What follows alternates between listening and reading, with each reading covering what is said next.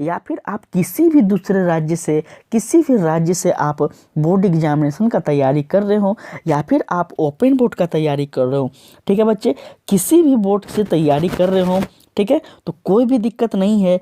बस डिपेंड ये करता है कि आप बोर्ड का तैयारी कर रहे हैं या नहीं, ठीक है। चाहे आप 10th बोर्ड देने वाले हों, 12th बोर्ड देने वाले हों, ठीक है बच्चों, तो उन सभी बच्चों से बताया जा रहा है, चाहे वो किसी भी राज्य से हो, तो वो बिल्कुल भी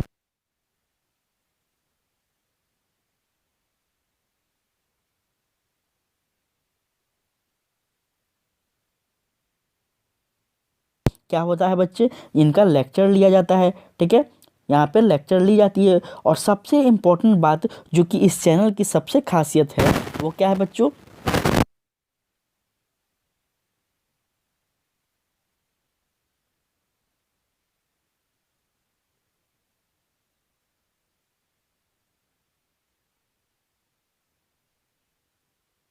नोट्स अवेलेबल करवाया जाएगा, जो कि कहीं भी यूट्यूब पे देखने को नहीं मिलता है, ठीक है। कुछ ना कुछ डिमांड बिल्कुल किया ही जाता है, लेकिन यहाँ पे कुछ भी नहीं डिमांड है। आपको फ्री में हम सारा मेहनत करते हैं, नोट्स बनाते हैं बहुत ही अच्छे से सारा बुक पढ़कर, और आपको शॉर्ट नोट्स आपको देते हैं ताकि आप जल्दी जल्दी फटाफट रिवाइज कर सकें, ठीक है बच्चे।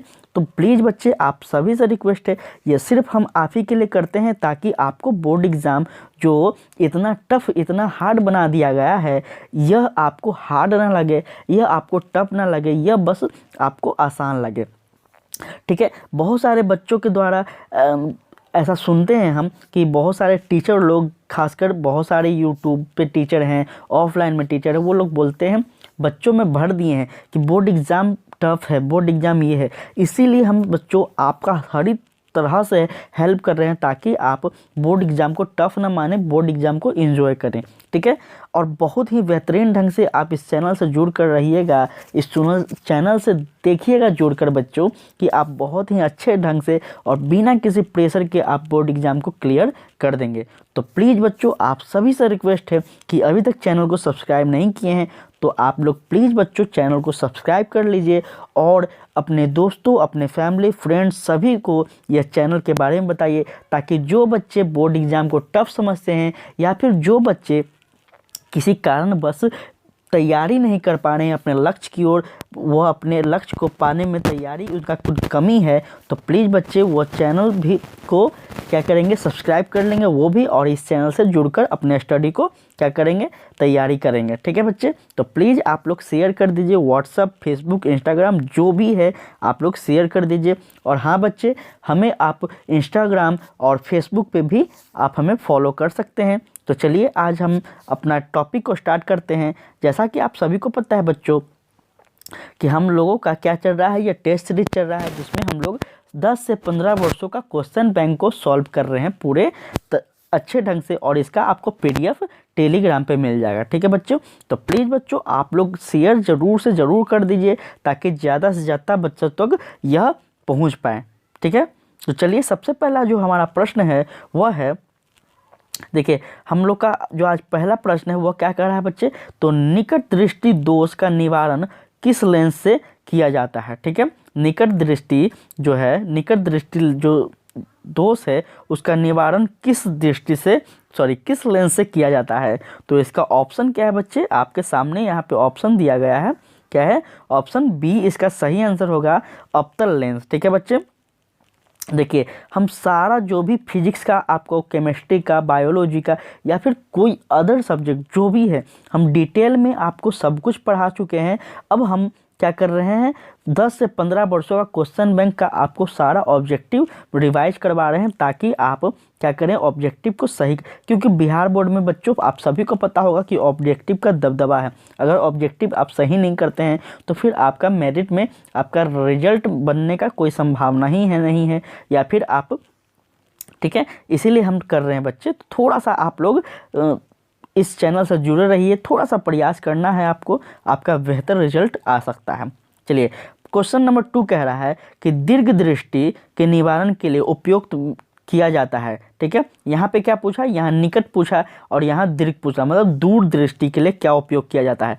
तो याद रखिएगा बच्चे, दूर दृष्टि के लिए ऑप्शन नंबर बी क्या हो जाएगा, इसका सही आंसर उत्तल क्या हो जाएगा, उत्तल लेंस। इसमें निकट में क्या होता है, अवतल लेंस होता है और दूर में क्या होगा, तो उत्तल लेंस होगा। याद रखिएगा बच्चों, काफ़ी ज़्यादा इंपॉर्टेंट है।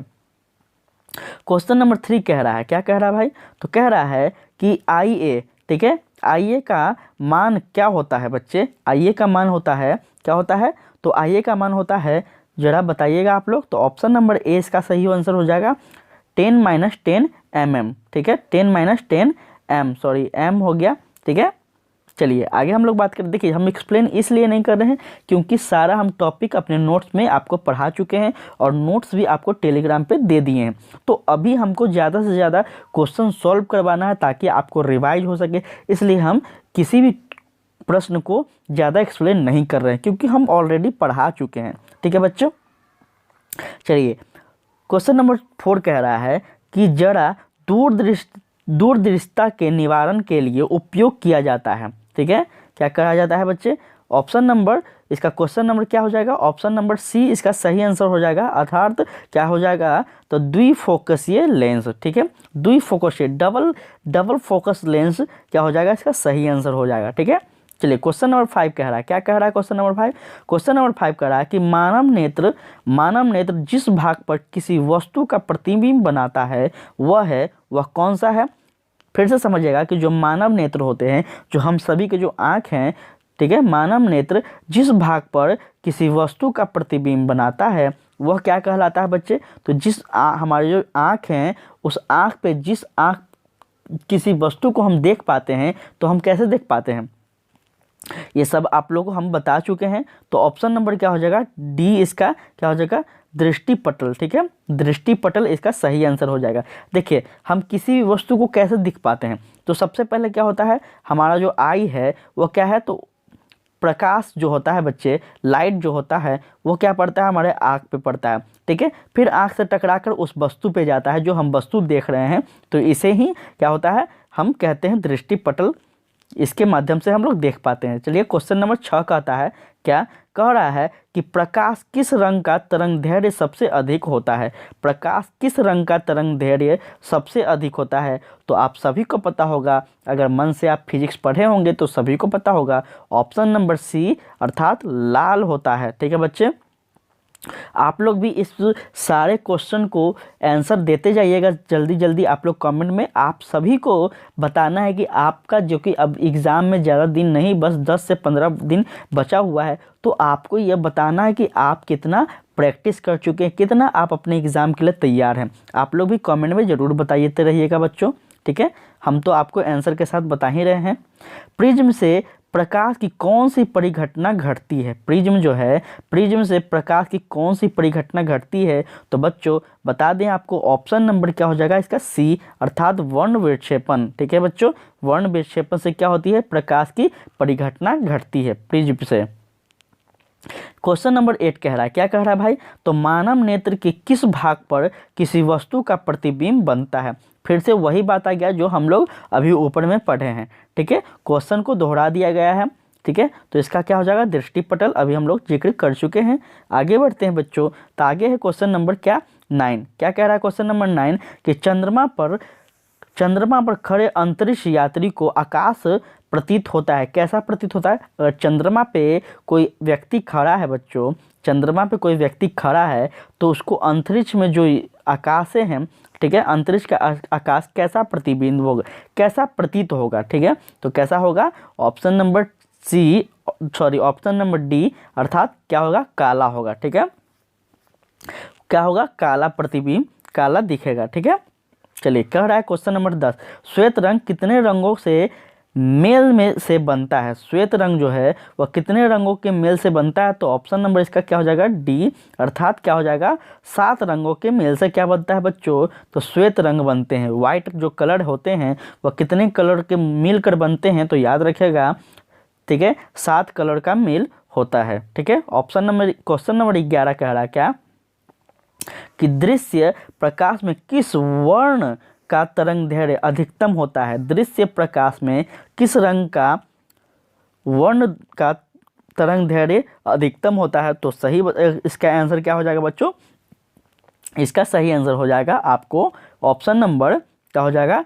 बी। ठीक है बच्चों, क्या हो जाएगा? बी इसका मतलब क्या हो जाएगा? लाल। ठीक है, लाल, जो कि आपके सामने है। आप लोग भी क्वेश्चन का आंसर देते जाइए जल्दी जल्दी। ठीक है बच्चों, और प्लीज़ आप लोग अभी तक नहीं शेयर किए हैं, सब्सक्राइब नहीं किए हैं तो कर लीजिए। यहाँ पे रेगुलर क्लासेस आपको मिलने वाला है। ठीक है बच्चों, क्वेश्चन नंबर 12 कह रहा है कि एक स्वस्थ आंख के लिए दूर बिंदु होता है। ठीक है, एक जो स्वस्थ आंख होता है, ठीक है, जो हेल्दी आई होती है, जैसे मानकर चलिए युवा अवस्था में जो युवा लोग होते हैं, जैसे आप हो गए, हम हो गए, ठीक है, तो उनका जो आंख होता है क्या होता है? स्वस्थ होता है। ठीक है, तो स्वस्थ आंख की जो दूर बिंदु होती है वो क्या होती है बच्चों? तो इसका सही आंसर ऑप्शन नंबर डी, अतः क्या होती है? अनंत होती है। ठीक है, क्या होती है? अनंत होती है। चलिए क्वेश्चन नंबर क्या कह रहा है? 13 कह रहा है। क्या कह रहा है भाई क्वेश्चन नंबर 13? देखते हैं हम लोग। क्वेश्चन नंबर 13 कह रहा है कि इंद्रधनुष का बनना किस परिघटना पर आधारित है? जो इंद्रधनुष बनती है बच्चों, वह इंद्रधनुष का जो बनना है वह किस परिघटना पर आधारित है? तो इसका सही आंसर क्या हो जाएगा? इसका सही आंसर ऑप्शन नंबर सी क्या हो जाएगा? इनमें से एक मिनट क्या हो जाएगा? प्रकाश का वर्ण विक्षेपण कहलाएगा। ठीक है, थोड़ा सा यहाँ पे ध्यान दीजिएगा बच्चों। क्या हो गया है यहाँ पे? ध्यान दीजिएगा थोड़ा सा, ऑप्शन आगे पीछे हो गया। ठीक है, तो उससे मैटर नहीं करता है, आप शब्दों पे गौर कीजिएगा। ठीक है, चलिए थोड़ा सा टाइप करने में मिस्टेक हो जाता है क्योंकि दो क्लास आपका लेना रहता है। 10th क्लास का भी है बच्चों का ऑब्जेक्टिव, हम सीरीज चला रहे हैं। 12th के बच्चों के लिए ऑब्जेक्टिव सीरीज चला रहे हैं, तो थोड़ा सा जल्दी जल्दी में हो जाता है। ठीक है, चलिए कह रहा है क्वेश्चन नंबर 14। क्या कह रहा है कि जो नेत्र निकट स्थित वस्तु को साफ नहीं देख सकता, उस नेत्र में क्या होता है बच्चों? जो नेत्र निकट वस्तु को साफ नहीं देख सकता, उसमें क्या कमी होती है? तो याद रखिएगा बच्चों, उसमें क्या कमी होती है? क्या होती है? ऑप्शन नंबर ए, अर्थात दूरदृष्टि दोष होती है। ठीक है, क्या होती है? दूरदृष्टि दोष होती है। चलिए क्वेश्चन नंबर 15 कह रहा है। क्या कह रहा है भाई क्वेश्चन नंबर 15? कि किसी कोलाइडी विलयन में निलंबित कणों से प्रकाश के परिकर्ण को कहा जाता है। क्या कहा जाता है भाई? तो कहा जाता है इसको क्या? ऑप्शन नंबर सी इसका क्या हो जाएगा? टिंडल प्रभाव होता है। ठीक है, किसी कोलाइड विलयन में निलंबित कणों से प्रकाश की परिकर्ण को क्या कहा जाता है? तो कहा जाता है क्या उसको? तो टिंडल प्रभाव कहा जाता है। टिंडल प्रभाव आप लोग को फिजिक्स में हम पढ़ाए हैं कि टिंडल प्रभाव की पूरे डिटेल से हम पढ़ाए हैं। ठीक है, तो आप लोग प्लीज़ एक बार विजिट कर लीजिएगा। चलिए क्वेश्चन नंबर 16 कह रहा है कि सामान्य मानव नेत्र का दूर बिंदु होता है। क्या होता है बच्चों? सामान्य मानव नेत्र का दूर बिंदु होता है।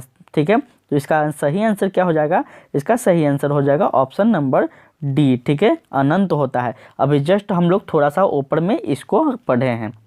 ठीक है बच्चों, चलिए कह रहा है क्वेश्चन नंबर 17। क्या कह रहा है भाई? 17 नंबर क्वेश्चन कह रहा है कि निकट दृष्टि दोष वाले व्यक्ति के चश्मे में होता है। बहुत ज़्यादा इंपॉर्टेंट है, काफ़ी ज़्यादा इंपॉर्टेंट है। जिनको निकट दृष्टि दोष है उस व्यक्ति के जो चश्मा होता है उसमें क्या होता है बच्चों? तो याद रखिएगा उसमें क्या होता है? ऑप्शन नंबर बी क्या होता है? अवतल लेंस होता है। ठीक है,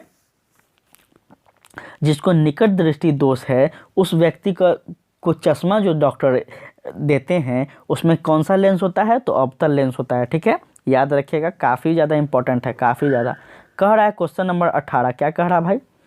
क्वेश्चन नंबर 18 कह रहा है कि मानव नेत्र में उपस्थित लेंस, ठीक है, मानव नेत्र में उपस्थित लेंस होते हैं। कौन सा होती है बच्चे? तो याद रखिएगा ऑप्शन नंबर ए क्या हो जाएगा? ऑप्शन नंबर ए मतलब उत्तल लेंस होते हैं। मानव नेत्र में उपस्थित लेंस क्या होती है? उत्तल लेंस होती है। ठीक है, 19 नंबर क्वेश्चन को हम लोग देखें तो 19 नंबर क्वेश्चन कह रहा है निम्न में से कौन सा पदार्थ लेंस के लिए प्रयुक्त नहीं किया जाता है? तो ये सभी को पता होगा। इसका सही आंसर क्या हो जाएगा? आप लोग बताइएगा। इसका सही आंसर हो जाएगा बच्चों ऑप्शन नंबर डी, अर्थात मिट्टी जो है वो क्या होगा? तो लेंस के लिए क्या हो जाएगा? प्रयुक्त नहीं होगा। लेंस से क्या मिट्टी का क्या रिलेशन होगा? कोई रिलेशन होगा? नहीं होगा। चलिए क्वेश्चन नंबर 20 कह रहा है। क्या कह रहा है भाई क्वेश्चन नंबर 20? कि निम्न में से किस दृष्टि दोष में नेत्र का क्रिस्टलीय लेंस धुंधला या अपारदर्शी होता है? बहुत ज़्यादा इंपॉर्टेंट है, वेरी वेरी इंपॉर्टेंट है बच्चों, वेरी वेरी इंपॉर्टेंट है, ठीक है। निम्न में से किस दृष्टि दोष में नेत्र का क्रिस्टलीय लेंस जो होता है बच्चों वह धुंधला या फिर अपारदर्शी होता है? तो याद रखिएगा इसका सही आंसर क्या हो जाएगा, इसका सही आंसर हो जाएगा आपका ऑप्शन नंबर बी, अर्थात मोतियाबिंद के कारण जो होता है वह ऐसा देखने को मिलता है, ठीक है, मोतियाबिंद के कारण। क्वेश्चन नंबर 21 कह रहा है कि सामान्य दृष्टि के व्यक्ति के लिए सुस्पष्ट दर्शन की अल्पमत दूरी होती है, लगभग कितनी होती है बच्चों? तो याद रखिएगा इसकी लगभग दूरी होती है, क्या होती है? 25 सेंटीमीटर होती है। सी इसका सही आंसर हो जाएगा, ठीक है। चलिए आगे हम लोग बात करें तो आगे है क्वेश्चन नंबर 22, ठीक है। क्या कह रहा है क्वेश्चन नंबर 22 कि स्पेक्ट्रम प्राप्त करने के लिए किसका उपयोग किया जाता है, ठीक है बच्चों। क्या कह रहा है? स्पेक्ट्रम जो होते हैं, स्पेक्ट्रम प्राप्त करने के लिए किसका उपयोग किया जाता है? तो इसका सही आंसर क्या होगा? इसका सही आंसर हो जाएगा ऑप्शन नंबर डी, अर्थात प्रिज्म, ठीक है। स्पेक्ट्रम प्राप्त करने के लिए प्रिज्म का उपयोग किया जाता है, ठीक है बच्चों, प्रिज्म का उपयोग किया जाता है। चलिए क्वेश्चन नंबर 23 कह रहा है, क्या कह रहा है क्वेश्चन नंबर 23? थोड़ा सा इस पे देखते हैं कि स्पेक्ट्रम किस रंग की किरण का विचलन या फिर झुकाव अधिक होता है। स्पेक्ट्रम में किस रंग का किरण का क्या होता है? झुकाव अधिक देखने को मिलता है। तो याद रखिएगा बच्चों स्पेक्ट्रम में जो है वह क्या होता है? बैंगनी रंगों का क्या होता है? अधिक झुकाव देखने को मिलता है, ठीक है। चलिए क्वेश्चन नंबर 24 है क्या कि अभिनेत्र लेंस की फोकस दूरी में परिवर्तन किया जाता है। क्या किया जाता है? परिवर्तन। तो याद रखिएगा बच्चों परिवर्तन की बात की जा रही है, तो परिवर्तन क्या हो जाएगा? ऑप्शन नंबर सी, अर्थात पक्षभावी द्वारा, ठीक है, पक्षभावी द्वारा क्या किया जाता है? परिवर्तन किया जाता है। चलिए आगे हम लोग 25 नंबर क्वेश्चन को देखें तो 25 नंबर क्वेश्चन आपके सामने है। यह क्या कह रहा है कि मानव नेत्र अभिनेत्र लेंस की फोकस दूरी को समायोजित करके विभिन्न दूरियों पर रखी वस्तुओं को क्या करती है? फोकसित कर सकता है। ऐसा हो पाना का कारण क्या है? तो ऐसे हो पाने का कारण फिर से एक बार आपको बता दें, थोड़ा सा प्रश्न क्या कर रहा है कि मानव नेत्र अभिनेत्र लेंस की फोकस दूरी का संयोजित करके, ठीक है, संयोजित करके मतलब, ठीक है, विभिन्न दूरी पर रखी वस्तु को फोकसित कर सकता है। तो ऐसे फोकस को क्या कहा जाता है? याद रखिएगा बच्चों ऐसे फोकस को क्या कहेंगे हम? ऑप्शन नंबर बी, अर्थात निकट दृष्टि कहेंगे, ठीक है, निकट दृष्टि कहेंगे, ठीक है। क्वेश्चन नंबर 25 के साथ आपका क्या होता है बच्चों? आज का यह सेशन समाप्त होता है और आपका यह चैप्टर नंबर क्लियर होता है। चैप्टर क्या, जो कि आपका कौन सा चैप्टर था? चैप्टर का नाम आपका याद रखिएगा, चैप्टर का नाम क्या है बच्चों? तो मानव नेत्र तथा रंग बिरंगा संसार, ठीक है। यह आपका फिजिक्स में आपको पढ़ने को मिलेगा, ठीक है। यह आपका पूरा चैप्टर का ऑब्जेक्टिव क्लियर हो गया। देखिए हम क्वेश्चन बैंक से पढ़ा रहे हैं, ठीक है बच्चों, याद रखिएगा क्वेश्चन बैंक से पढ़ा रहे हैं, लेकिन हम क्या कर रहे हैं? क्वेश्चन बैंक से सारे क्वेश्चन को निकाल कर उसके बाद हम पता करते हैं, मिलाते हैं कि यह जो भी क्वेश्चन है वह किस चैप्टर से है, ठीक है। तो उसलिए हम क्या कर देते हैं, यहाँ पर चैप्टर का नाम लिख देते हैं ताकि आपको पता चल सके कि चैप्टर 1, चैप्टर 2, चैप्टर 5 जो भी हो, ठीक है, उस चैप्टर से बिहार बोर्ड के द्वारा लगभग इतने प्रश्न इतने वर्षों में पूछे गए हैं। इसलिए क्या होगा बच्चों, आप किसी भी चैप्टर को अनदेखा नहीं करेंगे, सभी चैप्टर को सामान्य टाइम देंगे, ठीक है। यह मेरा उद्देश्य है और इसी उद्देश्य के साथ बच्चों हमारा उद्देश्य यह भी है कि इस बार हमारे जो बच्चे हैं वो, ठीक है, वो चाहे 5 हो या फिर 10 हो या फिर 50 हो, ठीक है, जो भी बच्चों हो वह अपने लक्ष्य को बिल्कुल अच्छे से पाएँ और कम से कम एक बेहतर नंबर, एक बेहतर रिजल्ट आए, ताकि हमें भी अच्छा लगे, आपके परिवार को भी अच्छा लगे और आपको भी अच्छा लगे, ठीक है बच्चों। तो प्लीज़ आप लोग सब्सक्राइब चैनल को कर दीजिए बच्चों, क्योंकि यहाँ पे आपका डेली क्लासेस लगा रहेगा, ठीक है। और अभी तक आप लोग चैनल को शेयर नहीं किए हैं बच्चों, तो प्लीज़ आपसे रिक्वेस्ट करते हैं कि आप लोग ज़्यादा से ज़्यादा बच्चों तक शेयर करें ताकि हमें भी मोटिवेशन मिलता रहे, ठीक है। इसी के साथ हम लोग अपने वाणी को आज विराम देते हैं। कल फिर हम लोग नए क्वेश्चन में आपके साथ मिलेंगे, ठीक है। तो प्लीज़ बच्चों जुड़ना ना भूलें। तब तक के लिए यहीं हम लोग रहने देते हैं। जय हिंद, जय भारत।